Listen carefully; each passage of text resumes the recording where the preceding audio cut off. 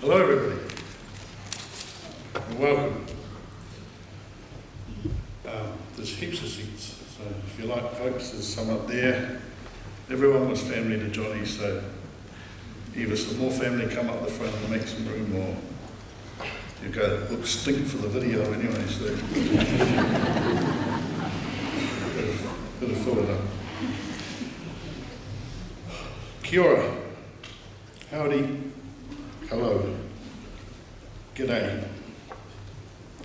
On behalf of Rachel and our very big family, welcome to Johnny's celebration of life.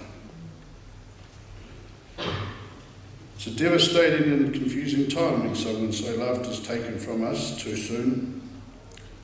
There are no words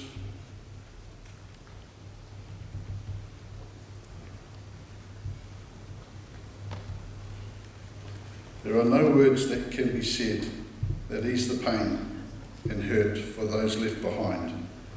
However, today we can reflect on the cherished memories and the precious time we had together. John Vernard McGillivray was born in Lower Hutt in 1959 Tibetan Vern McGillivray from Owen Street. He was the fourth of 5 children, 3 older sisters that adored him through his life, and a younger brother, that'd be me, Richard, or as Johnny proudly introduced me to people, Dodgy Dick the car dealer.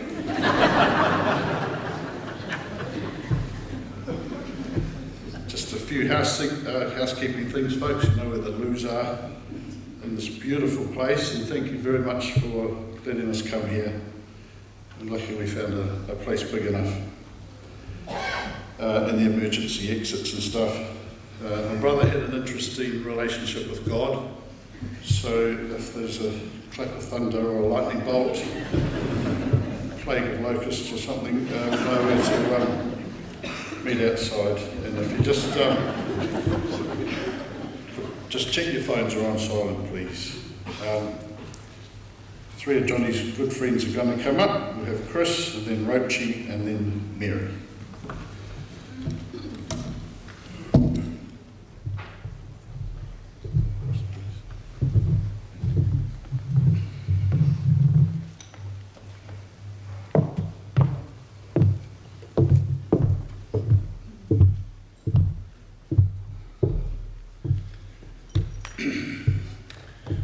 Rachel asked me to say a few words. She said it would be a small, intimate little gathering.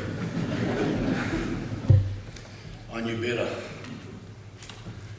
Before I start, I'd like to pass on to the family some condolences that I've received, primarily from John Dowsett and Greg Bellingham in Auckland, and from Paul Croswell in Wanaka. So here it goes, guys. Greetings. Many of you won't know me, but if you've had any relationship with John, you will have heard all about me. John has dined out on stories of our checkered past for years now. John had a number of monikers for me. The ones that I can repeat are Chris, Harry, and Darling. Are the pennies dropping? I first met John in July 1965 when my family moved from Trentham to Normandale, and I started my journey in the Catholic education system. Firstly at St Peter and Paul's Common School, and then on to St Bernard's Intermediate and College. John and I had many interactions during those school years with various nuns, brothers and priests. Some our opinions on individuals aligned, but others gave us a rich shared history to argue over. Sister Madeleine, Mrs Bowles, Brother Julius, John and Ambrose, etc. After school, John and I went our separate ways. Years later, our paths crossed as major life events began to unfold. And in 2007, John opened his home, his heart and his world and took me in. Bald, battered and bewildered. Sounds like John? No, that was just me. I arrived on a wet Saturday night, and on Sunday morning was roused out of bed early and dragged off to the waterfront market. Veggie shopping with Jay was a serious business. First the list, then the bags, a quick price reconnaissance, and then, shut up Harry, just hold the effing bag. The weekend that I moved in, Aaron was away with friends in the Wairarapa. Sunday night, I needed to make myself scarce while John broke the good news of my arrival. The poor boy was mortified, but he did a good job of hiding it. Bad enough that he was living with his dad, and then he moves his boyfriend in. What happened the next day changed Jay and my relationship forever. He called me at about 10:30 and said, "Darling, are you okay?" I replied, "Yes, I'm okay." "Are you sure, darling?" I said, "Yes, I'm sure." Then he asked me, "Darling, what would you like for tea tonight?" I said, "Anything you're cooking would be fine." "Fish, darling? That'd be great." "Don't you be late, darling." That night I entered the apartment with a loud booming, "Darling, I'm home," which was met with a full embrace, and the darlings were born. Aaron's still getting counselling. And it's been darling ever since. We, when I talk about we, I mean the royal we, that is, that's John, Aaron and I, were living on the 6th floor of the Kent Apartments on Kent Terrace, really slumming it, so to speak. Living with John was never boring, but we did have our rituals. Meals on wheels, from bed on a Tuesday, a full roast meal with dessert, complete with heaps of jet planes. Strolls down Courtney Place for after-dinner gelatos. Our Sunday veggie market trips followed by coffee at the Deluxe, and then a throwback to our youth, a Sunday drive. Like most of us, we have our ways to relax and to think about life. Jay did this with the help of an iron, an ironing board, and a pile of freshly laundered washing. Jay ironed everything, even my wife runs. For the uninitiated, iron wife runs can have some unintended consequences. Jay called it his therapy. We lived together for nearly a year, and all good things had to come to an end. As is always the case, custody issues came to the fore. Who was going to get the fish? Mitafiti. We got through that, Jay recovered, and every time he would come to visit us, Mitafiti would go absolutely nuts. Who says goldfish don't have good memories? John's commitment to my pastoral care didn't diminish. The text always started with darling and ended with darling. Always thoughtful, thoughtfully caring, and bloody hilariously funny, in a darling kind of way. As time passed, we both got significant others who could rightly expect to be addressed by the endearing term of darling. But in true Jay fashion, the text would start with, "Darling, how are you and your darling? This darling and my darling are doing fine. Just checking in on you, darling." When her and I married in 2012, John and Rachel were amazing in their support. And on the day, Richard even lent John a flash Mercedes as the wedding car.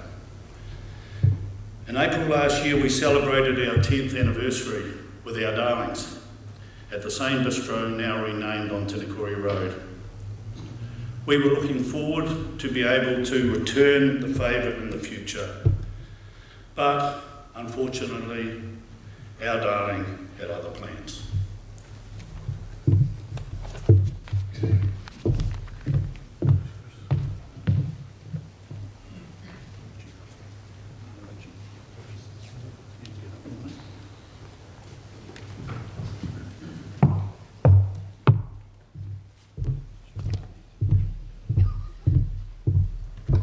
I'd have to say, Father Rich, you're doing a tremendous job. As soon as I'm finished, I'll write to the Pope and tell him the carpet is safe in your hands.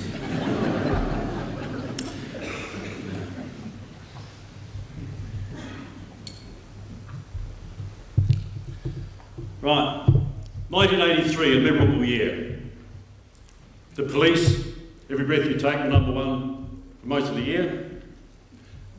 1983, highest grossing movie, Return of the Jedi, the first edition, the first one, highest grossing film. And who could forget the launch of the first publicly available cell phone from Motorola? A brick that you had to go to the gym just to lift. But 1983 was a memorable and very significant year for me, because that was the year I met John V. McGillivray. I joined UDC Finance in 1976, straight from school, and in 1980 I decided that I needed to go around Australia and just do some other stuff for a while. And when I came back, there were some old faces there and there were some new faces there. And one of the new faces was John McGillivray. Now, anyone that's ever worked for UDC around the time that John was there will only know him as Wal, or Wally.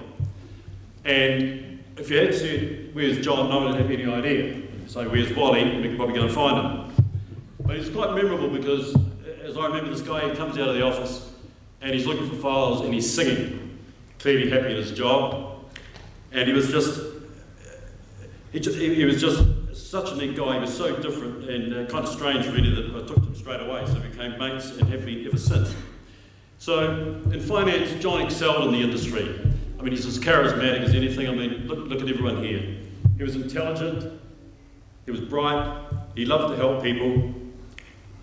And we had a great time as reps together in Lower Hutt. But then, sadly for me, Wal went on to BNZ Finance, to greater things as a manager there, and did extremely well. And in an industry like finance, to be able to stay in that for most of your life, you have to be pretty good. You have to be very good, in fact, and John was very good. He was also a very focused individual. I can recall a few years ago, I was with my brother and sister-in-laws, and we went to the Central District Field Days, which was something that John was at, which we didn't know. So he was on the stand with Hino Trucks. And he was talking to some fellow, and he's getting quite excited about the thing, and the other guy was reacting as well. So we lined up behind the client. And as he was talking to him, John was sort of like this, and we were doing the whole out the side thing. And he maintained complete composure until it was left, and then he let us have both barrels. But he also had a temper, did John, Wally. I only ever saw it often, but only two things sort of created that. One was way with clients, when he just got apoplectic, and the other was whenever he played golf. If you ever played golf with John, you'll know what I mean. So he can hit a ball like a North Korean interballistic missile. And like that missile, it goes a heck of a long way, but you don't quite know what direction it's going in. Now, every time he did that, I couldn't see where it went out of my vision, but if I always knew it was off the course completely by the temper tantrum that he threw. Some of them were really impressive. The best one was the 5 wood through the side of the golf bag, and he could have just cleanly put it at the top of it. And I saw that on occasion. I used to, I must say, terrible, but I enjoyed it very much. But he was a gem of a mate. I'm very fortunate in that I was looking at the text, and on one phone it goes back to 2017, another phone it goes back to 2010, and there are a million texts. And Chris, I'm devastated to hear that he's two-timing us. Virtually all of Wally's texts made me laugh. I can't tell too many of them here, but then again, they reduced me to tears when I realised it's come to an end. It ends in 2023, all those texts, and they were just awesome. We also found out fairly early on that we shared a love for our hooping. As kids, we both used to go up there, and then by some strange coincidence, we found out that one year we were actually in houses next door to each other. So we decided that we'd give it a crack, we'll take our families away, put it under the pressure cooker, go away for 3 weeks at Hopi Beach. Wally found this magnificent house right on the beach, just stunning place, little Lockwood home, and so we moved in there for 3 weeks in February 1989. And of course, over the years, kids start coming along, and I remember going up there. First of all, we had the lovely wee Sarah, gorgeous wee Sarah, like a wee doll. Later become our helper with our kids at the age of 11. Every Thursday she'd come around. But they were just actually just magic times, and we just relaxed, played a lot of golf, had a lot of temper tantrums. And Wal was just there. If Sarah wanted to go down to the sea 100 times a day, Wal would take her down to the sea 100 times a day. It was just fantastic. It was great fun. So that kind of stopped once we got too many kids, couldn't put them anywhere, so we started having turns. So I'd have the first week, Wally'd have the second week, then we'd reverse it, then he'd have 2 weeks and I would have nothing, and then I'd have 2 weeks the next year, and then he'd have nothing. It became very, very complex. But after a while, it was easy for us to just take the thing over, to be honest. So we've been going there now for 34 years to the same place. And it's going to be a shock going back next year. The sense of humour, the way he told stories, the stories weren't as funny as actually listening to them. It was actually watching them tell them. I was in fits. I'd say I got the punchline maybe 1 in 100, because before that it'd be dissolved in giggles. 3 years ago, we were at a Hopi, and my wife Sylvia, she had an emergency operation for a twisted bowel, quite a nasty thing, very nasty twisted bowels. Anyway, I was in there. She was in the recovery room. She's only a day out of the theatre. And I had this booming voice in the... So it's not the same as because I've got hair, sorry about that. But, so around the corner comes Wally and Rachel. And I just thought, am I seeing things? You know, what are you supposed to be watching? Anyway, we better run already, just passing through. I said, how'd you know we were here? Oh, we went over to the house and the kids said that Sylv's had a bit of an accident, so we thought we'd come and see you, cheer you up. Sylvia was under strict instructions: do not laugh, do not cough, do not sneeze. Apparently, the big zipper we've got now is just huge, and I guess we've been through all the muscles to sort this thing out, which is great.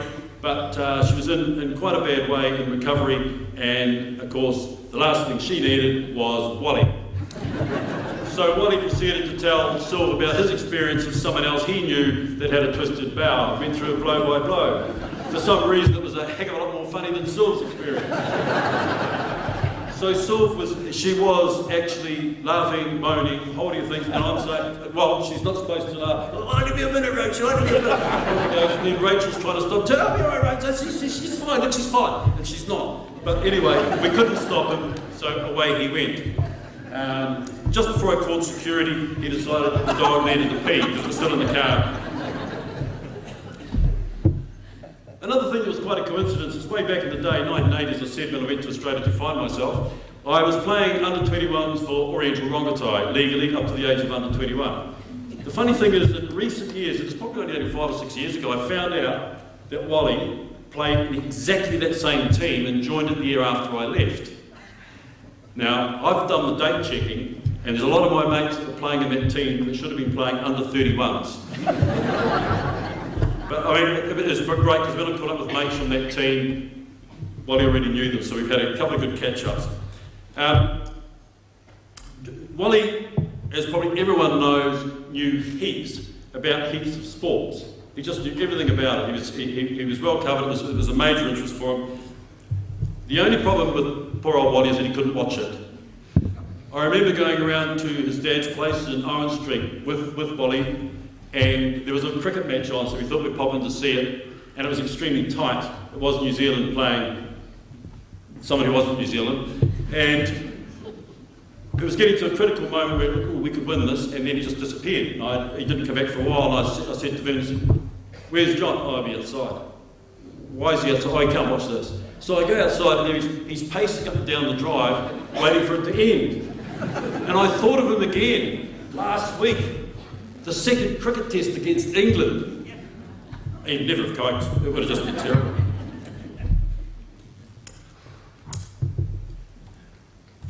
What would do anything for you? He truly was a man of love and compassion. His work with refugee settlements, his work with victim support, supports that. But he's also generous with his mates. Over the years, I've attended many functions with Wally. Even when I was working for the competition, when I was with UDC Finance, and then when I moved to GE Capital, he would still invite me to stuff that he thought I'd be interested in. He could make a demarcation between mates, business, the whole thing. He could bring it all together, and that's something that was really special, and that's why he did so well. He made it personal, but it was business. And I think if you gain mates out of business rather than do business with your mates, there's a heck of a difference.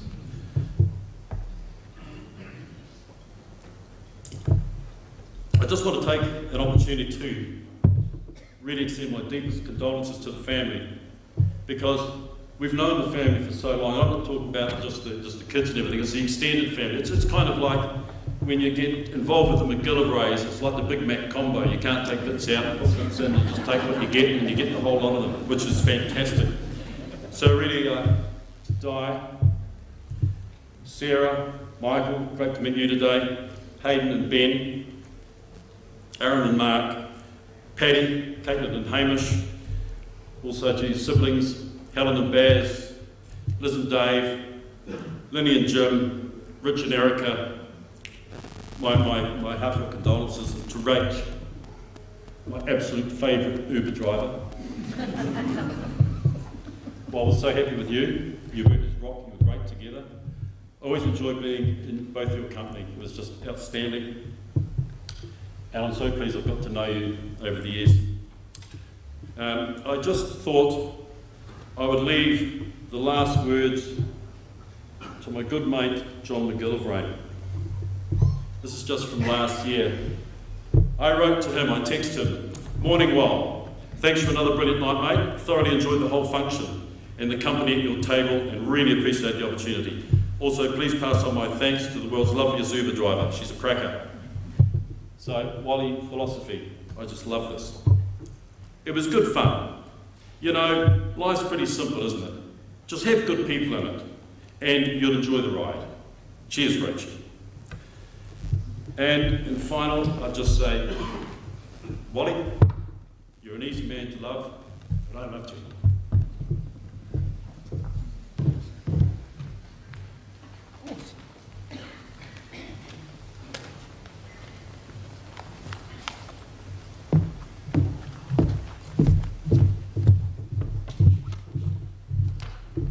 Bloody hard act to follow, isn't it?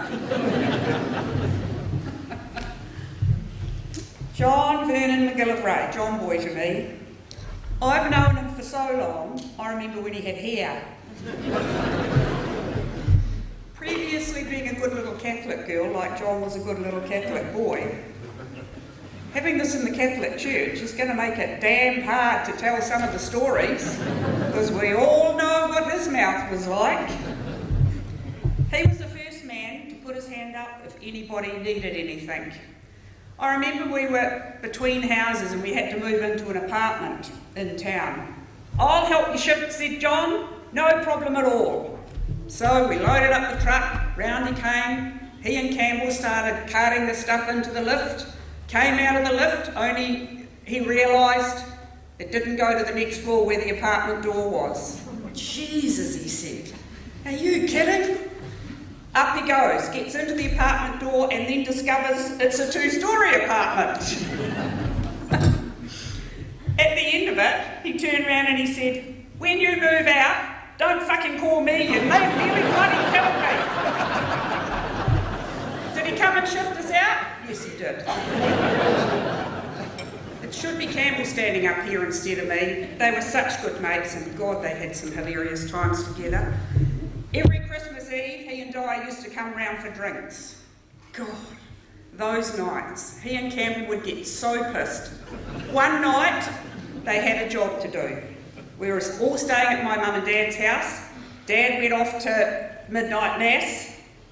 John and Campbell had to construct 2 pedal carts for the kids in the morning. "We don't need instructions. This will be a piece of cake." If it was upside down, back to front, inside out, they did it. The more pissed they got, the worse it looked. Finally, my darling dad come home after midnight at mass and put them in together in about 10 minutes. Now, Roachie's already talked about rugby games and cricket games, you bugger. So that's the problem with going third, they steal all your stories. But yeah, standing outside, but stressing, marching up and down, throwing his arms up in the air, swearing. And unfortunately, Campbell was the same. The only difference was he didn't leave the room. When my Campbell was recovering from his first round of treatment and he was pretty sick, John and Di were there all the time. They'd roll in. "How's it going, mate?" "Oh, you're looking a bit better today." "How you going, Mary? You okay?" And then, sort of mid-2004, when he was starting to come right, they were around one day and I said, I think I might think about going back to work now, because, you know, he's going to go back to work. John said, I've got the job for you, come and work for me. So, whoops, hang on, don't go too far again, Mary. Working with John, I saw stress levels with him like I'd never seen before. Something didn't go right, he'd jump up in the air, he'd swear, he'd scream, he'd whack the side of his monitor, he'd slam his keyboard into the desk, and you had to duck because you knew the next thing coming was a stapler. I remember the time he was in the boardroom with a client and he proceeded to tear into this client, and then he goes to storm out and he grabbed the handle of the boardroom door and it came out in his hand. So he had to sit back down and the mood was obviously very intense. So he says in the only way John did, well, that didn't fucking work, did it? He loved a road trip, our John. He would drive from Auckland to Wellington for a meeting if you had to. And there's one reason why John liked a road trip. He hated flying. If anybody's ever flown with John, you'll know that. White knuckles, sweat, manic laughter while the flight's going on. And if there was even one bump in the landing, you'd go, fuck, we're all gonna die. He was on holiday when I told him that Campbell didn't have long to go. He was up at his lovely lake. Next thing, there's a knock on the door, and there's he and Rach. Couldn't let him go without saying goodbye. He was always there, always. And what happened? A week later, he's back down for the funeral. I had a reputation with the lending boys. I've never been shocked, no matter what they came up with. Well, you've shocked me, John Boy, in the most shocking way. I'll miss you, I'll miss your laugh, I'll miss your hugs and your fantastic caring nature. I know you and Campbell will be looking down on us today, probably debating whose funeral generated the most laughs. Rest easy, John Boy, you're a legend. Wherever you are, I hope they've got lamb's fry and bacon as good as I used to make for you.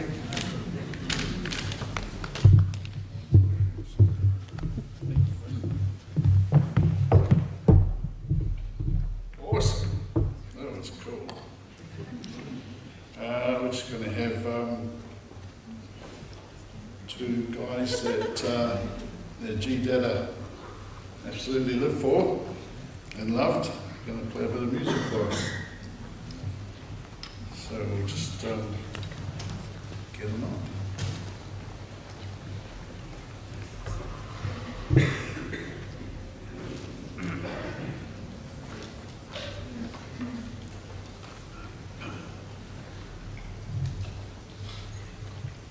Neil, is it water for drinking or?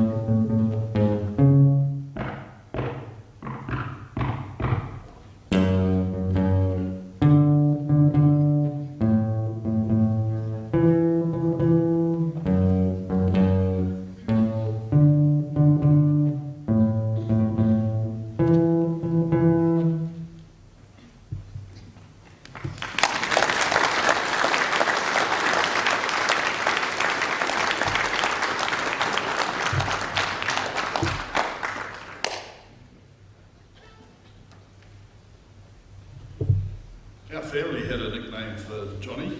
It was Who, What, Where. He'd always ring you up and ask you where you'd been, who you'd been with, what you'd been doing. He just always did. And then he'd ring you the next week and ask you the same, who, what, where. But he loved life and he loved music, so we're going to have a bit more music, aren't we?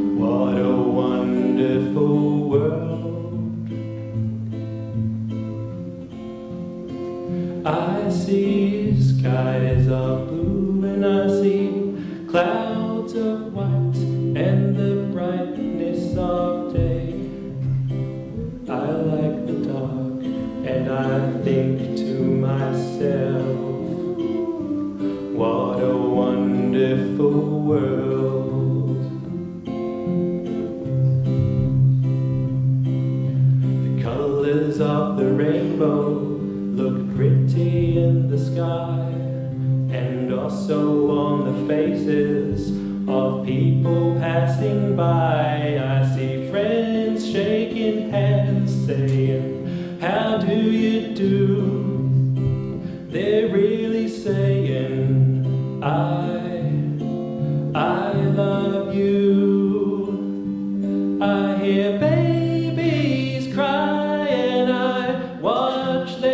grow, they'll learn much more than we'll know. And I think to myself, what a wonderful world.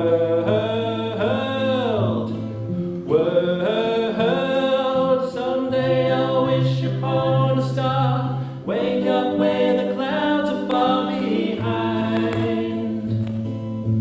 me, where trouble melts like lemon drops, high above the chimney tops. That's where you'll find me, oh, somewhere over the rainbow.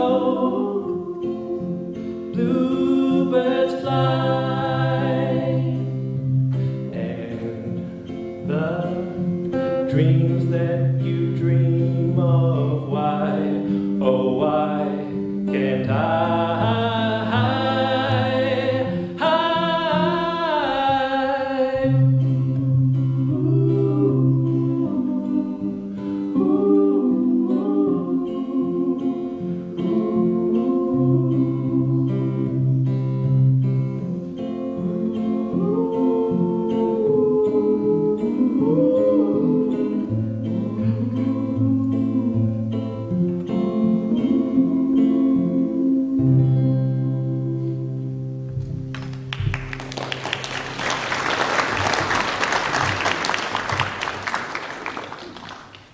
Awesome, thank you.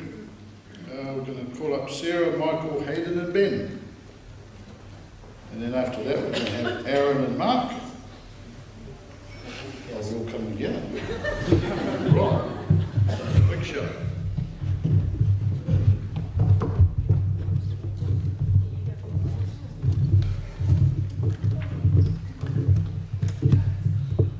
Thanks everyone for coming today. I'm Patrick, Rachel's son, or as John sometimes like to refer me as the reincarnation of Vernard, brought back to torment for all his sins.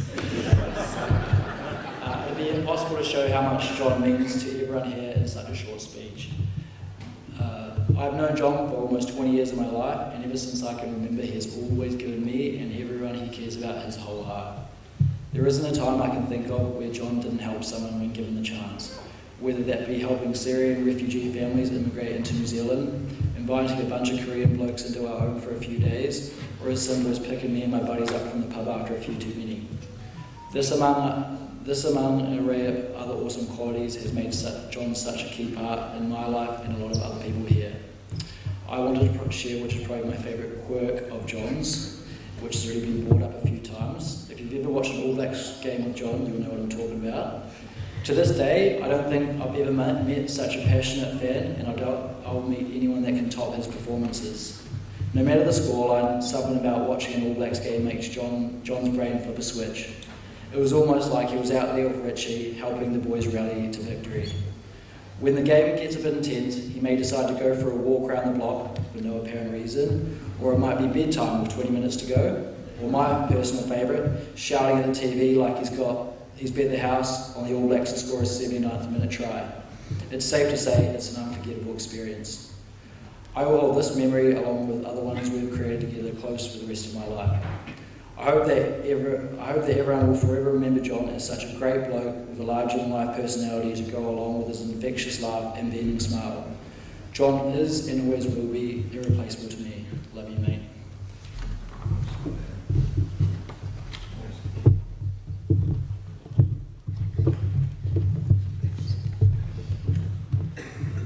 There are no words I could come up with today that felt perfect. But there was one phrase that I realised wasn't just special to me, but a common one that was said throughout his life. I've heard it said throughout this whole week, and even when sorting through photos and mementos this week it popped up. And I'm sure many, if not all of you, have heard it before. Just John. Not just a son, a husband, a father, a nephew, an uncle, a G-dadda, Mr. McGillivray, or a friend. Not just a teacher, a professional golfer, boss, driving instructor or gardener. Not just a coach, horse racing enthusiast, amateur karaoke singer or asset finance manager. He was just John. Not just kind, generous, warm, welcoming, loud, a sore loser, a worse winner, with the most infectious laughter. He was just John. The same man who had a kind word and smile for everyone, who built a village represented by everyone here today, which I'm sure is just scratching the surface of his reach. The man who has left a hole in our hearts, but at the same time has managed to bring so many people together to help us all fill it. He was just John. For me, I first heard this phrase when I was probably around 12. I brought a friend up to stay in Paikop for the weekend, and we hadn't really put a label on our relationship at this stage, so I just went to introduce him as my stepdad. And he said, no, it's just John. And he was right. Stepdad didn't sound right, too formal and stuffy. He was more than that. He was wonderful, reliable, and unwaveringly supportive. He was just John.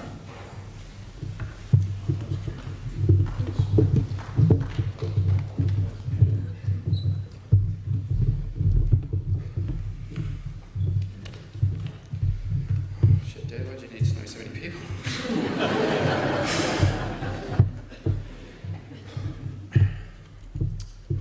Words will never do justice to the man we are feeling today, and many stories will be shared and told. But for me, it's about saying thank you.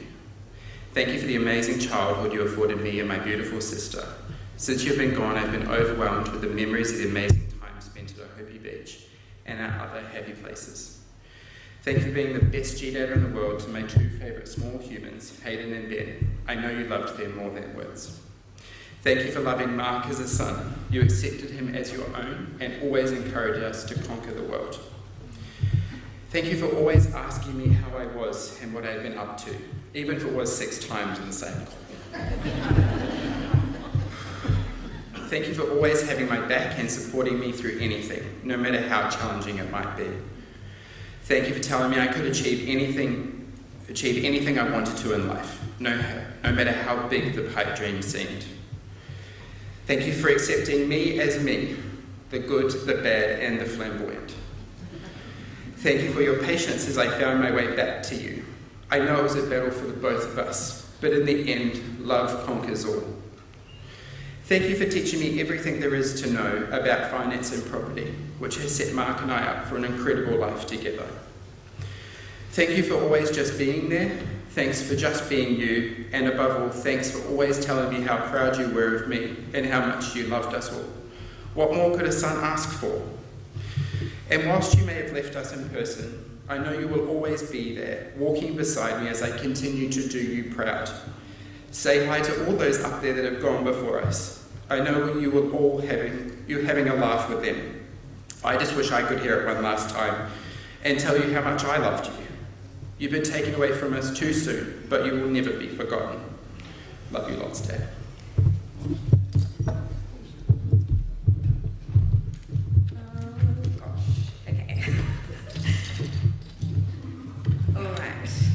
Well, firstly, thank you for everybody for attending today and for all of you who have visited throughout the week.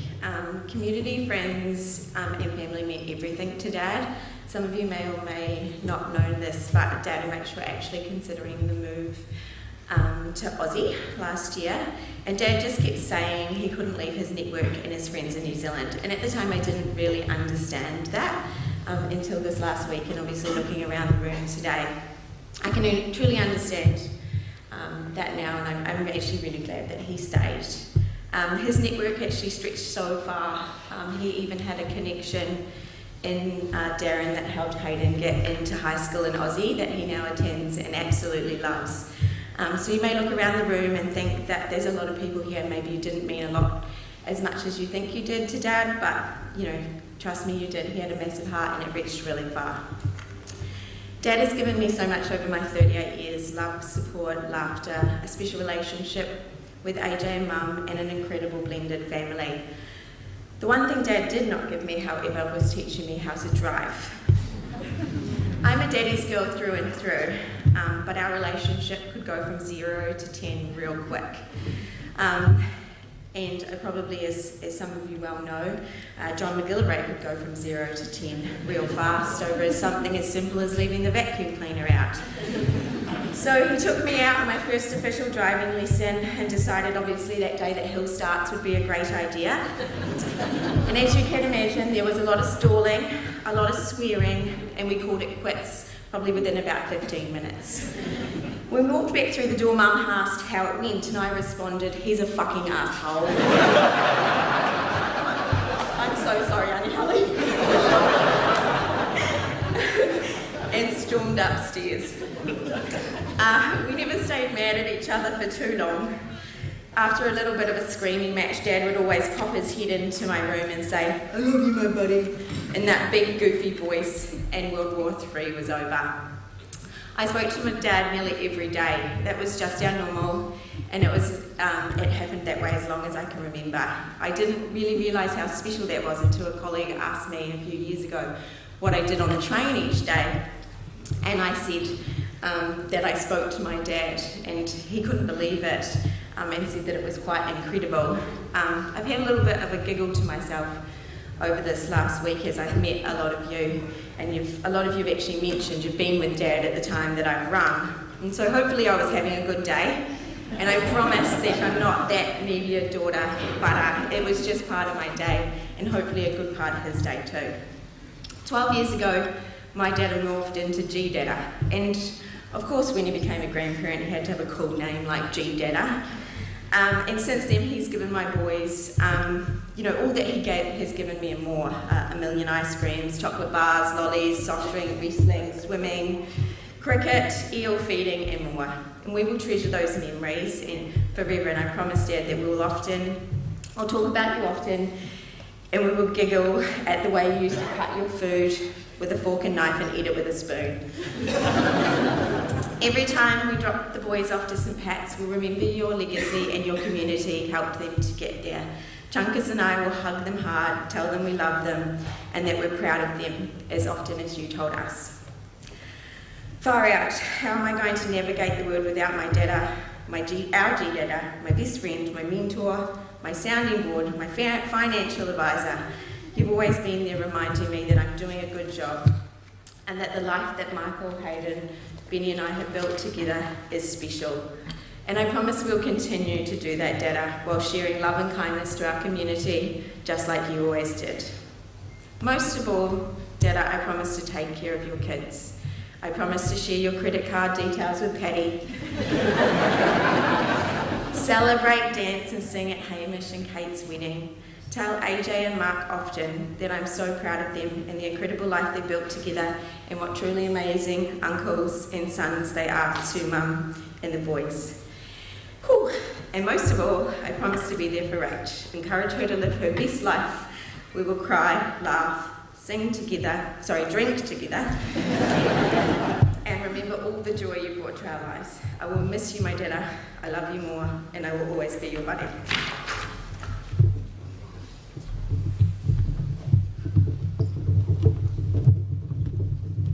Brilliant, guys. Right, where are we? Photo tribute now, folks.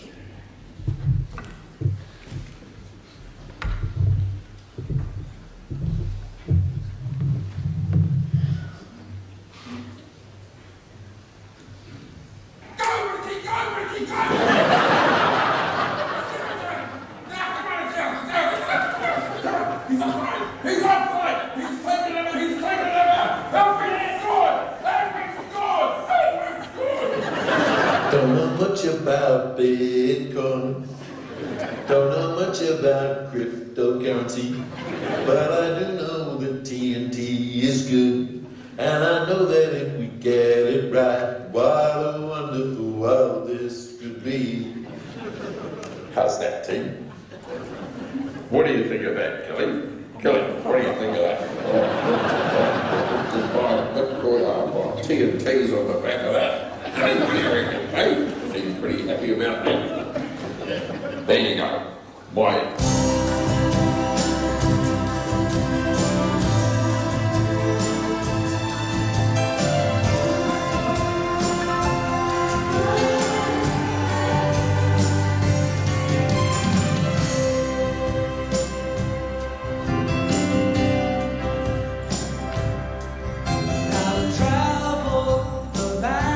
With the guitar in my hand, and the night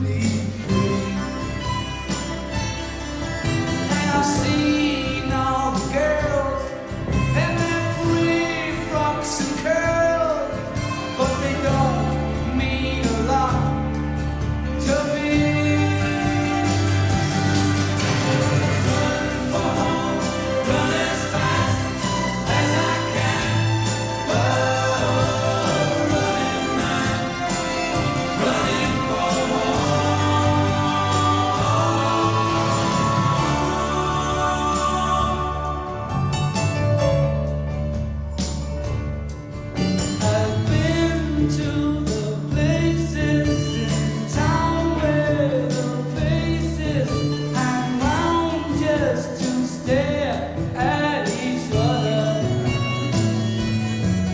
I ballooned with them, screamed at the moon, behaved like a buffoon, but I soon discovered. Run from home, run as fast as I can.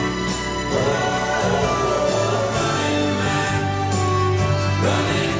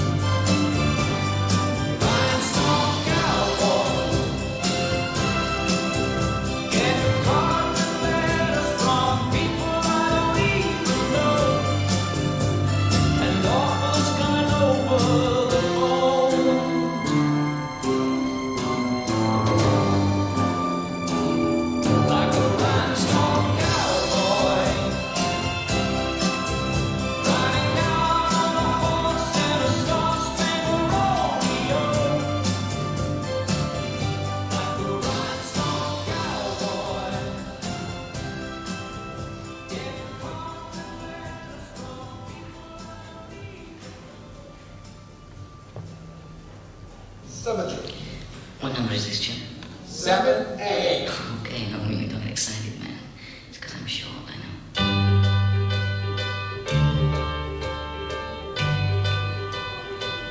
Oh, I could hide beneath the wings of the bluebird as she sings. The 6 o'clock alarm would never ring. Boots its rings and I rise, wipe the sleep out of my eyes. My shaven razor's cold and it stings. Cheer up, sleepy Jean, what can it mean to a daydream believer and a homecoming queen?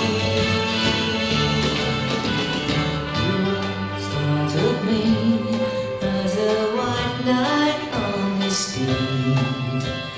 Now you know how happy I can be. Oh, and our good time starts again without $1 to spend. But how much, baby, do we really need? Cheer up, sleepy Jean. Oh, what can it mean to a daydream believer and a homecoming queen? Cheer up, sleepy Jean. Oh, what can it mean to a daydream believer and a homecoming queen?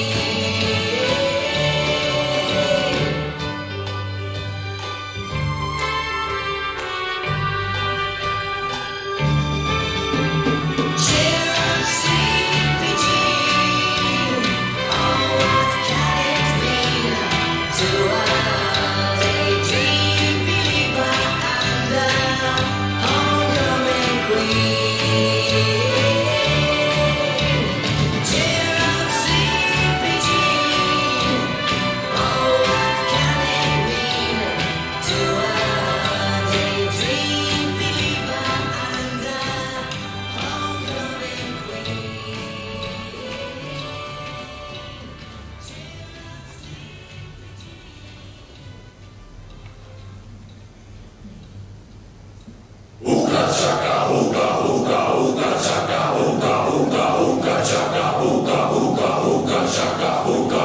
I can't stop this feeling deep inside of me. Girl, you just don't realize what you do to me. When you hold me in your arms so tight, you let me know everything's alright. What I'm feeling, I'm high on believing that you're in love with me. Lips as sweet as candy, its taste is on my mind. Girl, you got me thirsty for another cup of wine. Got a buzz from you, girl, but I don't need no cure. I just stay up thinking if I can for sure. All the good love when we're all alone. Keep it up, girl. Yeah, you turn me on. What I'm feeling, I'm high on believing that you're in love with me.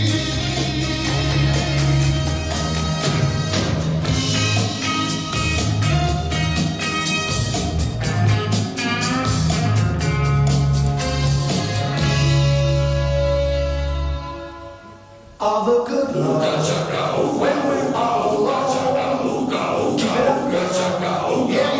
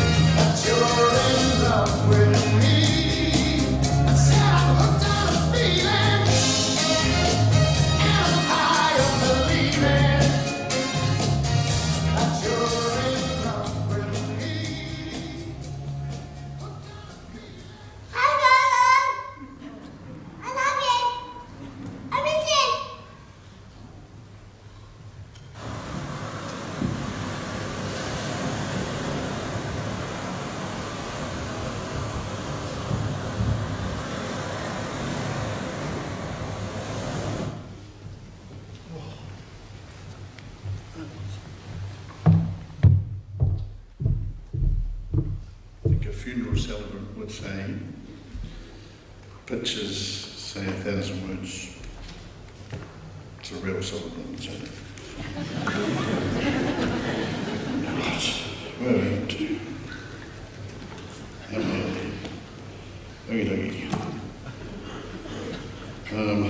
Photo tribute.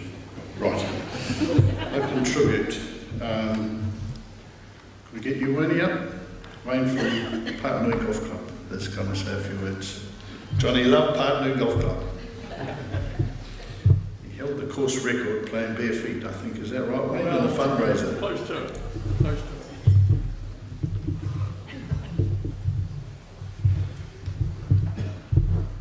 Good Lord, I've got stage fright.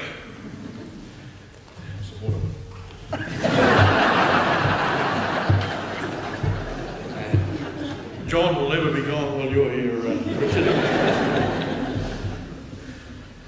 Well, as Mary said before, how she found it difficult to follow two very good speakers. Now I've got to follow her and the family and those wonderful photo memories.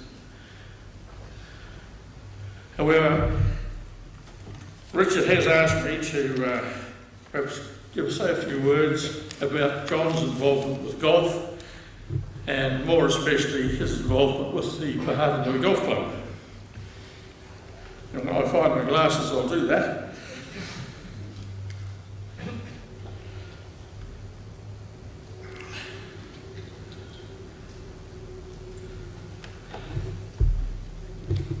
John said to me that, and said just now, that the Pahatanui Golf Club played a big part in John's early life. And that would be true. The early years of John's life coincided with a general renaissance of golf playing in New Zealand. A lot of people joined up and new golf courses were springing up all around the country. So I suppose it was inevitable that John would play golf at Pahatanui. John's father, Vern, just as an aside, I couldn't help but smile to myself about various speakers saying how John used to get very uptight and so forth. Well, I knew Vern very well. His father, a hand man, that's where John got it from. They could really do their dusters. Anyway, you'll remember that. Didn't come to me. Anyway, Vern was one of the original members of the Pahatanui Golf Club, and he was very much involved with the actual formation of the course back in the 1960s, along with a number of others. John was always very proud of this background and heritage with the club, and it took him a long time to accept that we were doing the right thing when we finally sold it about 3 or 4 years ago. But that's another story. However, I first met John when he was about 12 or 13. Can't quite rightly recall, but his father started to bring him out to the club on a Sunday, which was our club day. And I think Richard may have been there as well. I'm not too sure, but I believe that Vern's ulterior motive on all this was to use John as a caddy. Well, that may have happened 1 or 2 times, but it wasn't long before John had a club in his hands and was wanting to play golf. At this point, I would like to inform you that John and golf were a happy marriage. I said I'd like to inform you. Well, nothing could be further from the truth. Any golfers among you may have seen the New Zealand Open played out in Queenstown over last weekend. And you may have noticed some of the, or most of the competitors managed their way around the golf course. In other words, they tried to hit their ball into a position where playing the next one would be as easy as possible. Now, if John ever heard of the term managing your way around a golf course, he blatantly ignored it, and he never let on. Don't get me wrong, John was able to play a good game of golf, and over the years his low handicap showed that to be true. John had the enviable body shape of a good golfer. He was tall, broad-shouldered, and he could hit the ball a remarkably long distance when he was concentrating. But sometimes I think he just got bored. Then his philosophy was a bit like that of John Daly, the American big-heading professional. This is John McGillivray, his philosophy was, give me the ball and hand me my biggest club. He then proceeded to hit it as hard as he could in the general direction of the hole. If it came off, he would reveal that big smile and utter something like, this game's easy. Often as not, though, the ball would sail off into the wild blue yonder, out of bounds, or somewhere that it was not playable. His playing partners would then be treated to a verbal assault on the inadequacies of the ball he was using, or maybe the 100-mile-an-hour wind that came up just as he hit the ball. I hasten to say this was all in reasonably good humour. Now, I may have used a little poetic licence in my description, but let me say again that John could play golf rather well, especially in his formative years. He played Watt Cup for the club, which was an inter-club competition for junior golfers where we combined with the Judgeford Club to provide a team. I may be wrong, but I think it was at that time that John achieved the level of Wellington representative golf. A little later, John played inter-club golf for Pahata Nui for a number of years. We'd been a team for years that just made up the numbers. You might liken us to the Hurricanes. However, nonetheless, we got our time in the sun in 1977 when we won our division. Both John and I were in the team.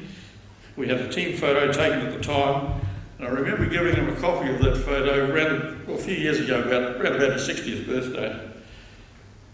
He talked to me about it some days later and commented correctly. You know, Scotty, he said, you and me and Neil Hickland are the only ones still alive in that photo. All I can say is, thanks a bunch, Tom. You've just reduced Neil and my chances of ageing gracefully. I could stand here and tell stories about John's golf for some time, but that's really for another time. There was more to John than just hitting a big golf ball. As a member of the Partnering Club, he participated in everything that was required of him. He attended working bees, he was a member of the committee, as treasurer for some time, and even later, when he was no longer a club member, he lent his financial expertise background when it came to move away from the club. He also tried his hand at fundraising. An old Evening Post paper carried a small story back in the day, which read as follows. The Pahata Golf Club is more than $1,000 better off thanks to the efforts of 4 junior members. To raise the money for the club's building fund, John McGillivray, Jeff Ashby, Evan Green and Craig Prattley each played 282 holes of golf. In spite of rain and icy wind, McGillivray managed a 77 during one round, just one off the course record of the time.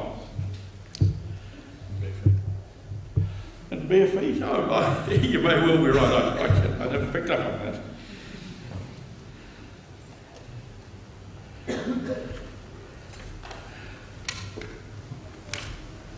Oh, lost again.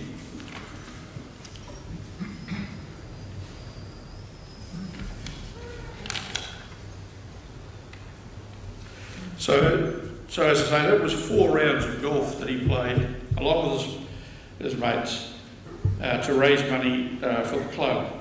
That's 4 rounds of golf in one day, or 8 times around our then 9-hole course. It's a mammoth achievement, and of very, very trying conditions. So a good club man, and of course if you're lucky enough to be partnered with John on a Sunday during a club round, his good cheer and his sense of humour ensured that your day was pleasant and a very enjoyable one.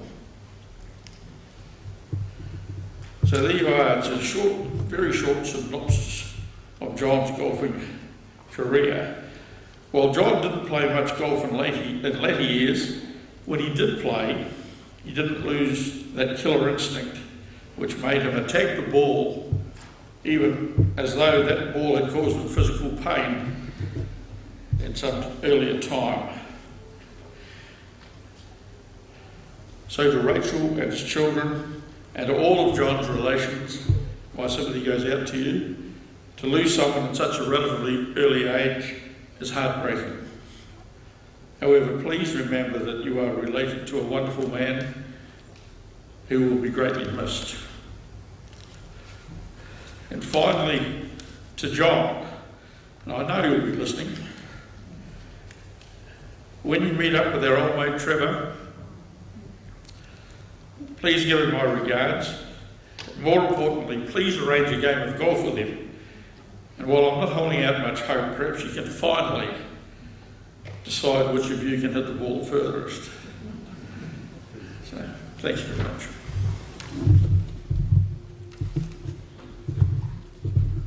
Thanks, Wayne. Let's get Johnny's three sisters up, Hallie, Linny and Lizzie.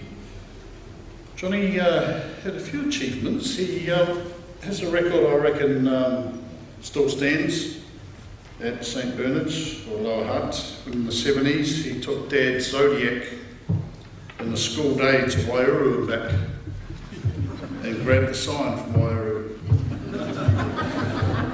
Came back to school and the teacher said, "Where have you been all day, McGillivray?" And Johnny said, "Wairua and back," and the teacher said, "Don't be so stupid."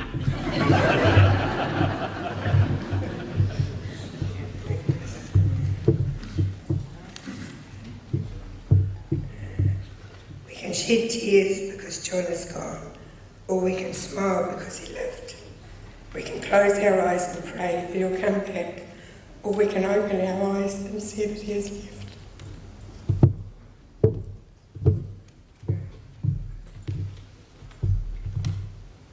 Our hearts can be empty because we can't see him, or we can be full of love we shared with him. We can turn our backs on tomorrow and live in yesterday, or we can be happy for tomorrow because of yesterday.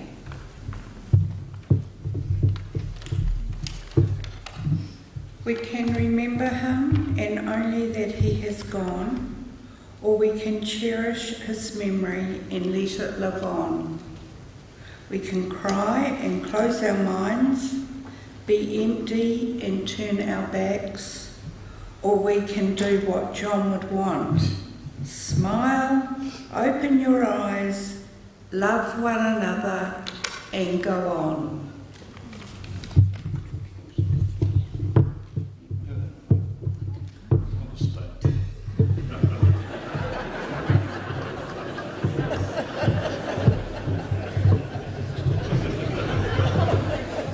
Right, I'm going to get his oldest nephew by far, Scotty, up.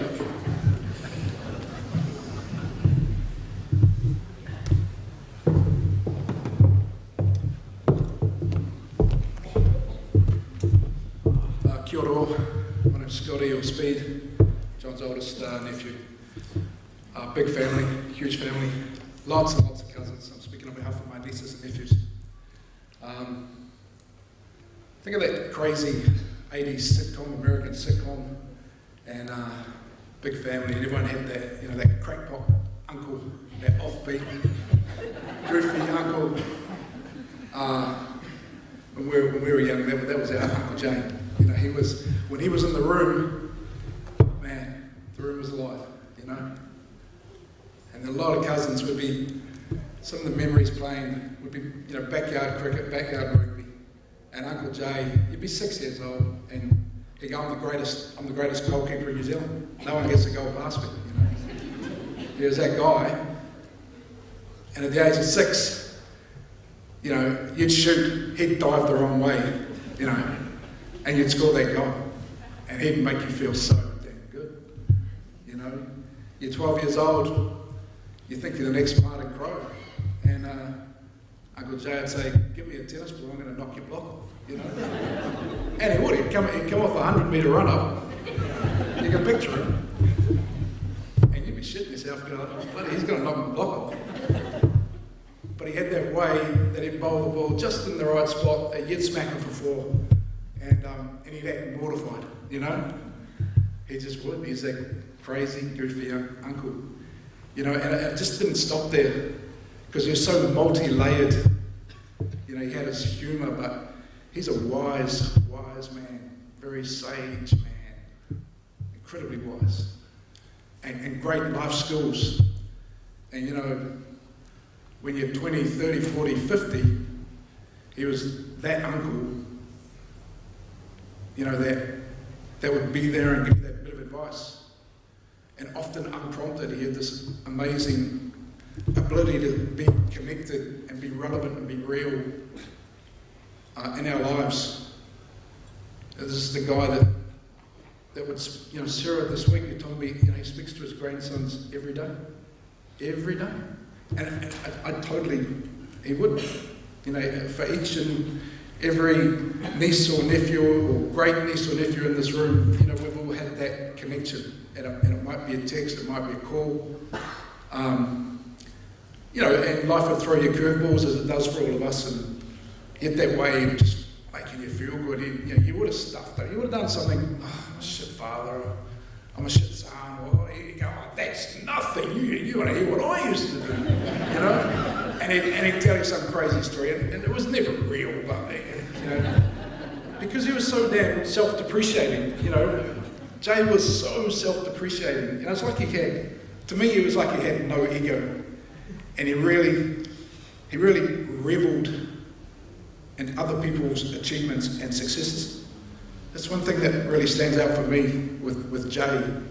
Like, there'll be people in this room, so many of you, that, you know, he genuinely revelled in your achievements and your successes. He put him, it was like he never put himself first. You know, as a dad, just phenomenal to his 4 kids. As a husband, a grandfather, just an incredible uncle, selfless, crazy. You know, he'd cheer you up with a story. A few people have touched on the way John would tell a story, and you know, his stories were shit, but just, you know, two lines into it, you're just on the floor cracking up, because his delivery was so offbeat, and then that roaring laugh of his, and like, you'd just be cracking up.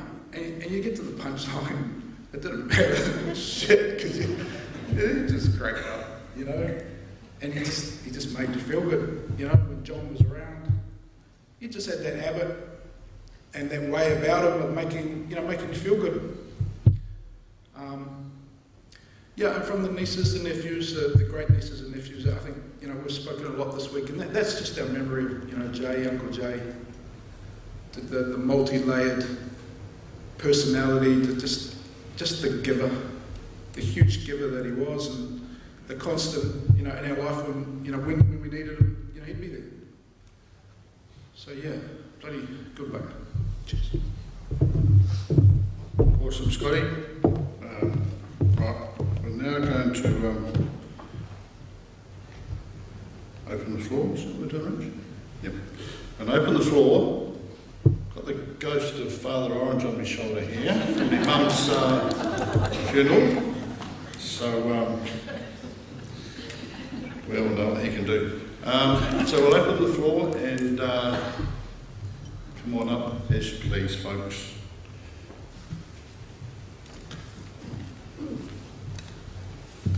Otherwise you'll have to listen to me.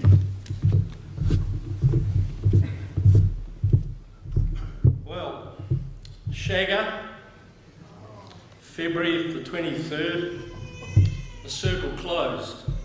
I think for all of us here, for Shagger of course, for the wider community around New Zealand, for humanity probably, that circle closed too soon.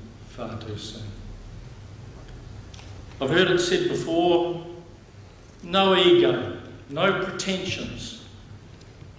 He wanted to help you in business. He always hinted, oh, we'll lend you some money, but he never pushed it. And it was just, he was in everybody's life.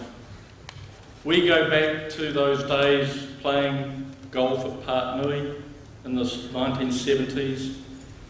And that's where Shagger got his nickname from us. And they were good times. And it's just carried on through the years, sometimes close, sometimes a bit distant, but always there, always thinking of you. And for the whānau that are here, and any whānau that aren't, be very sad today, but also be very, very proud.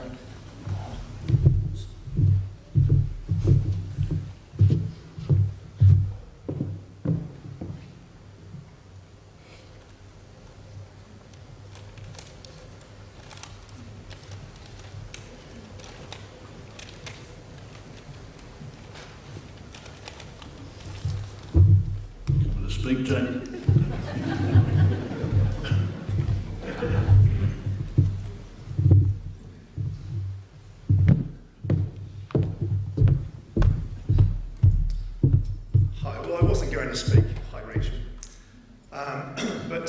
John and I had a very unusual relationship. My name's Dean Camplin. I used to work at a company called Beans at Finance, and so I met John 30 years ago to this year. And we never lived in the same city. I was in Auckland, Hamilton, and Tauranga, but nevertheless we had a very intimate relationship, and which is pretty odd given the distance. And we had a lot of intimate conversations, lots over the phone. And some of those phone conversations were so intimate. There are things I'd never share with anybody else, including my wife, but I will say that on some occasions until I learned my lesson. John would bring me up and I go, "How are you, Dino?" And I start with the most outrageous conversations that he and I would have. And during those conversations, he'd go, Dino, and I keep on talking, and he'd go, Dino, you're in the car, Rachel's in the car with me, you're on speakerphone. So the only other person privy to those very intimate conversations was Rachel. But in terms of the one word that hasn't been used to describe John today, and I just think everything's given a very accurate reflection, is the word passion. And then John approached so many things with passion. I don't know anything he didn't approach with passion. And one of my favourite weekends, which is a very favourite weekend for my son, it was back in 2016, I think it was.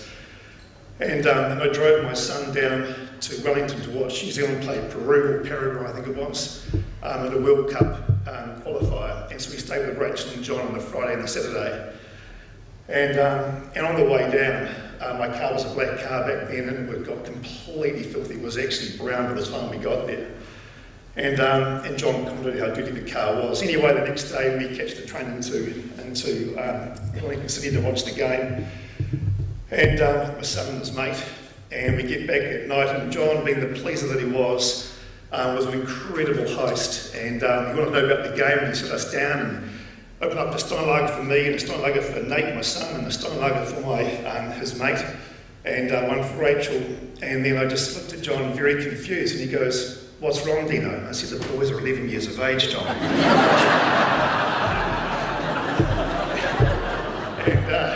And it was that train wreck of horror and also humour, which was just characterised John really well.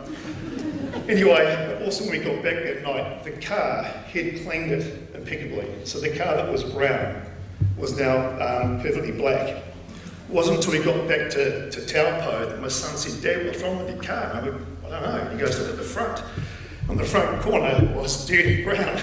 So John had missed part of it, so I phoned John and said, "Mate, what's the story?" And he goes, "Oh mate, your car was wet up against the wall and I couldn't quite wash that." So I said, "Can you not use the keys?" And he goes, "I was too scared to drive it through the front of or whatever it was." But that was John to do a great job, but didn't do quite the whole job. but once again with incredible passion. And in terms of that passion, I just talked to Matt in a month about his son, but we were based up in the Bay Plenty, and he watched my son start playing men's football at the age of 15, and John took unique, passionate interest in what he was doing, and followed his progress, and from playing men's football at that stage, at a young age. And Nate's just turned 18. One of the things I wanted to share with him this week, Rachel, is that he's just signed his first National League contract. And there was one thing I was holding on to tell John. So that's a big achievement for Nate. And but Nate, he would come up and watch Nate play on regular occasions all the way from Wellington to come watch him play up north, which was pretty amazing. So this was going to be a special year, I hoped. But he did come watch him play around the country. And it's sort of a thing that my son holds very dear as well. But with all those things about passion, the last comment I'll make is that John always worried about everybody else.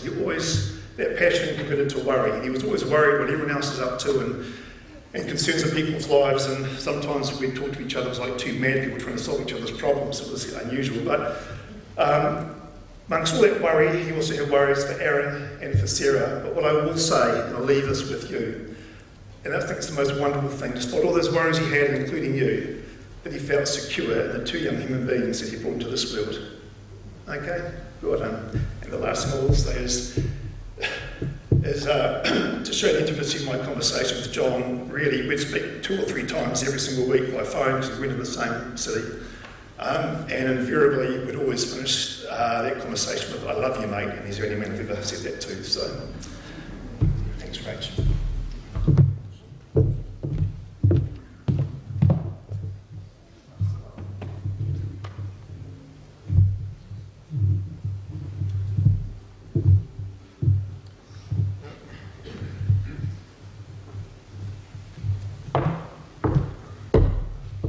I'm Toby, I'm Rachel's brother.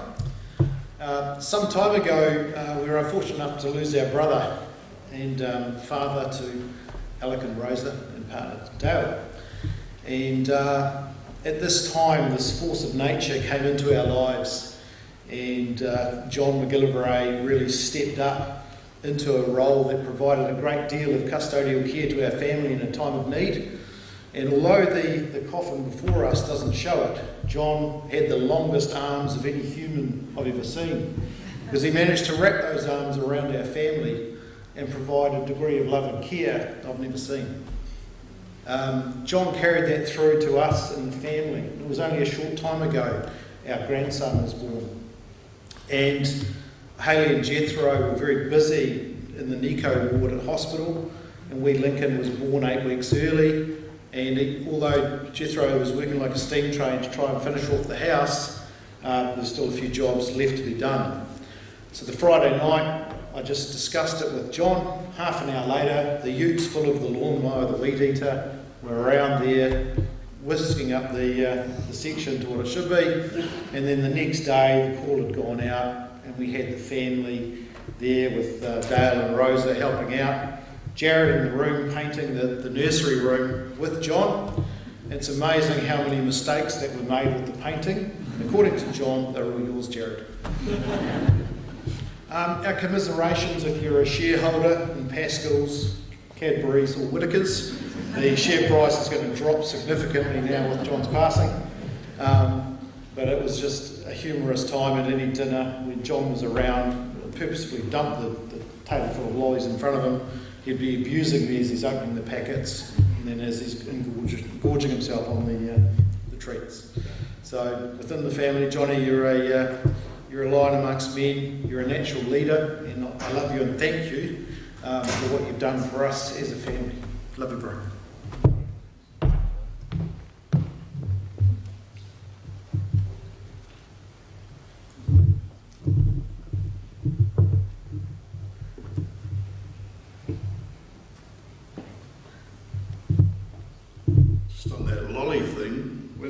Kids in Owen Street, me and Johnny used to share a bedroom, and I'd sort of wake up in the middle of the night and the blankets, there's a little torch and stuff, I could hear this rustling around, and he had a stash over there, and I'd go, "Bro, can I have some?" And he's like, "No, it's medicine."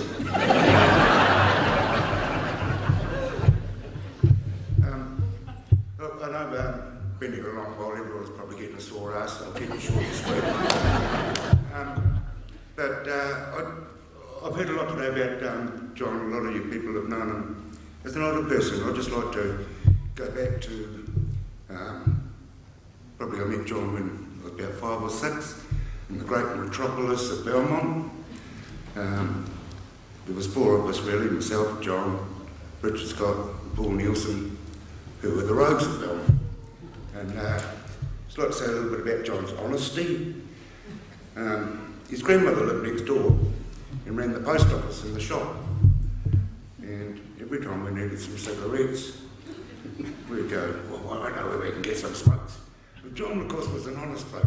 He'd go, well, I can't do that. That's my grandmother's shop. I'm not going in there pinching smokes. He goes, but I'll keep an eye out and make sure she's not around. Or we'd want to build a fort, so we'd go across the road to his grandfather's place, stealing wood, corrugated iron, whatever we needed out of his shed. But I lost touch with John and moved overseas and come back and ran into him a couple of times, but it's good to hear some stories and hear about his family and what a wonderful group you all are, and obviously how much you loved him, because obviously the life of the party. But we had some really good times growing up as kids, and I don't know if Richie's ever told you, but I'm the infamous voice on the tape. I'll find out from him later. But it's been really good to know the bloke. And that's what I've got to say. Thanks. World famous tape, that one, Stuart. Or anyone else? Okay. Honestly, is there someone else? We'll get Rach up. We'll get Rach up.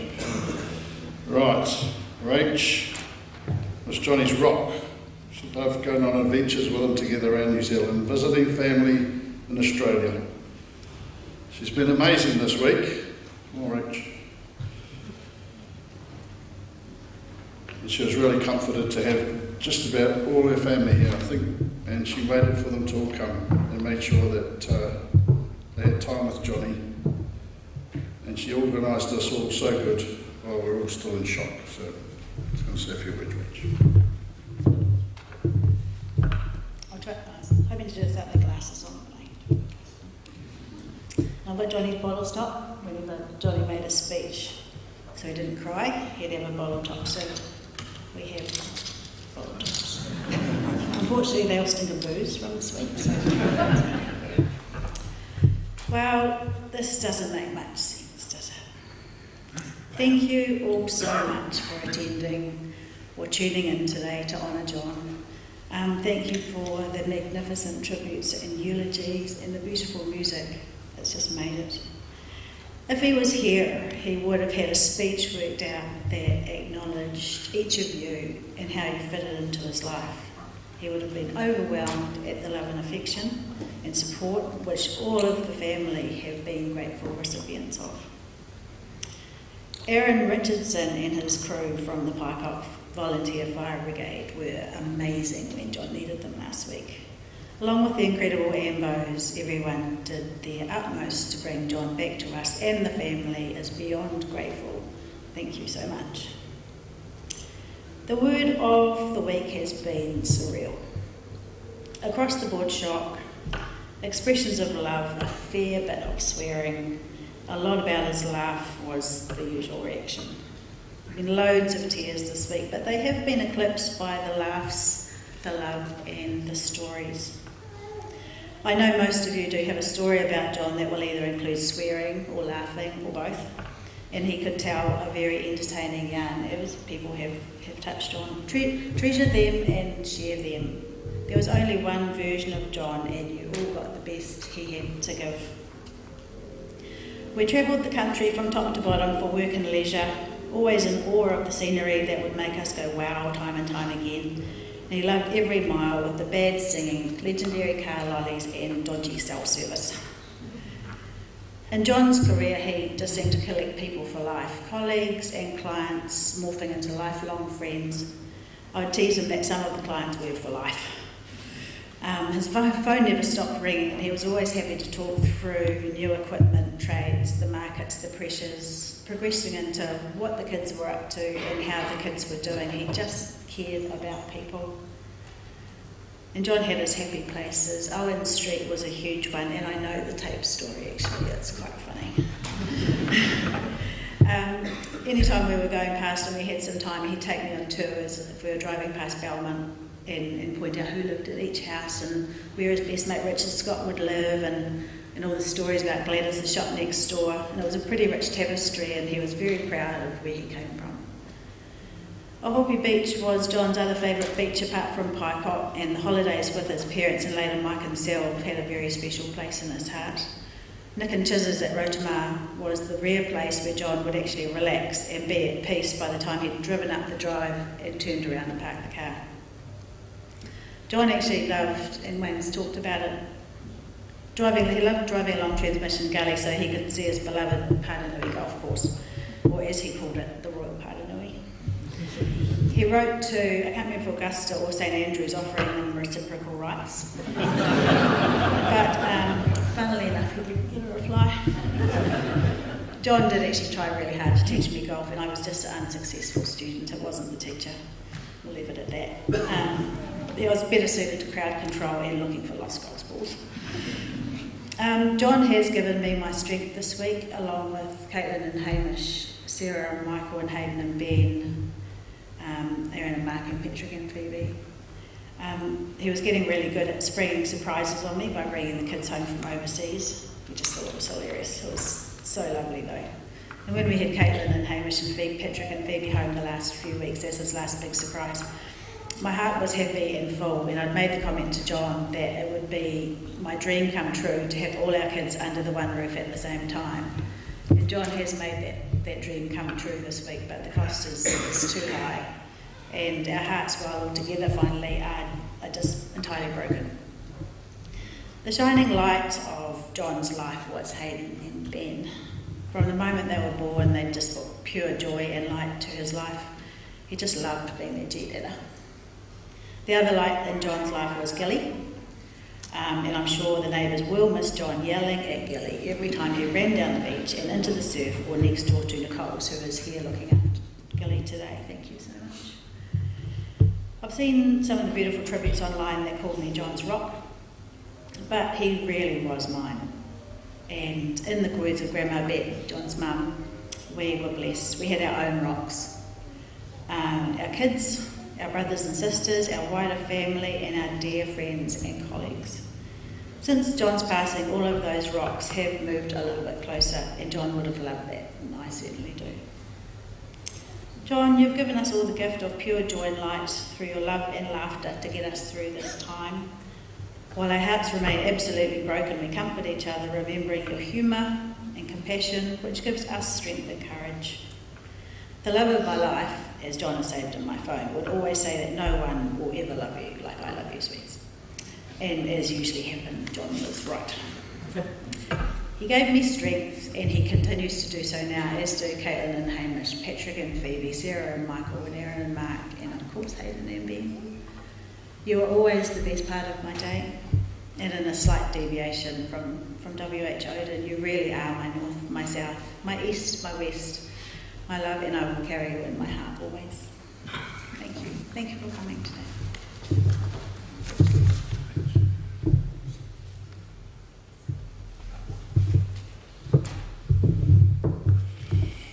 Alrighty, I think we're nearly getting there, right?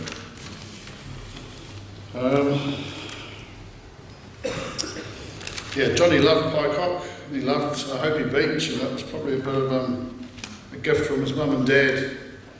He went to Ohope Beach with us on holidays as kids, and then he took his kids and friends. Their mum and dad retired in Paikop, and Johnny ended up there as well, so maybe a bit of a gift from mum and dad. Rightio, I think I'm just up to the last bit here. Rightio. Curious and engaging, funny and interesting, with an infectious smile and laugh. Always interested in people, searching for the things we had in common, knowing that there was a friend to be made. He didn't choose to be friends with John. He just made you his friend, and that was that. Thanks, Johnny, for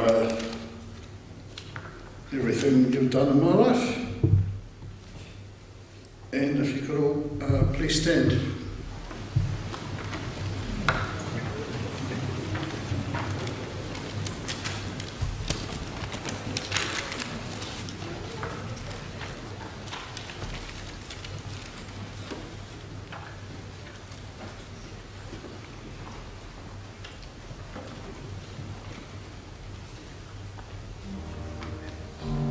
There's a message on my phone.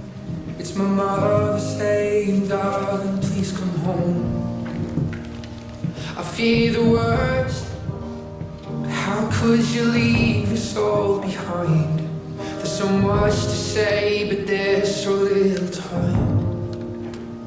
So how do I say goodbye to someone who's been with me for my whole damn life?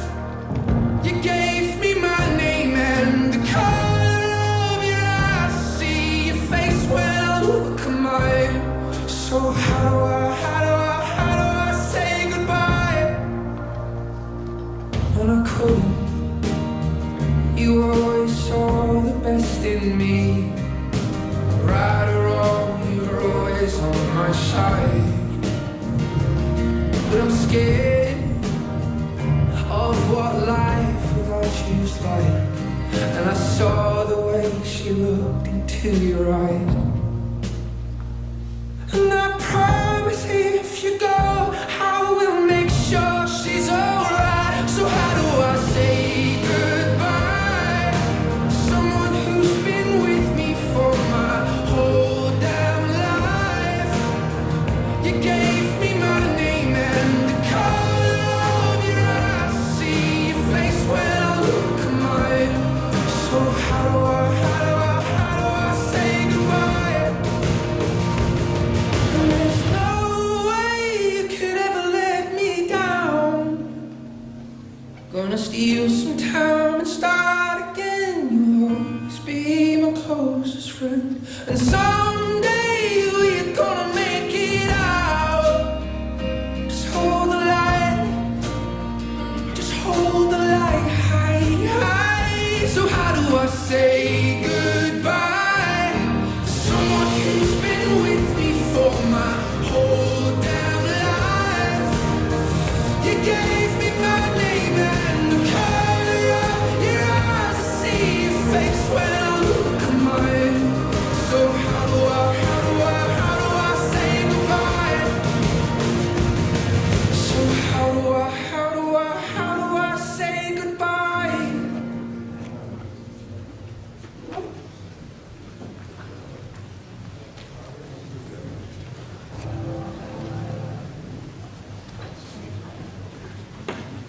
Early morning, there's a message on my phone. It's my mother saying, darling, please come home. I fear the worst. How could you leave us all behind? There's so much.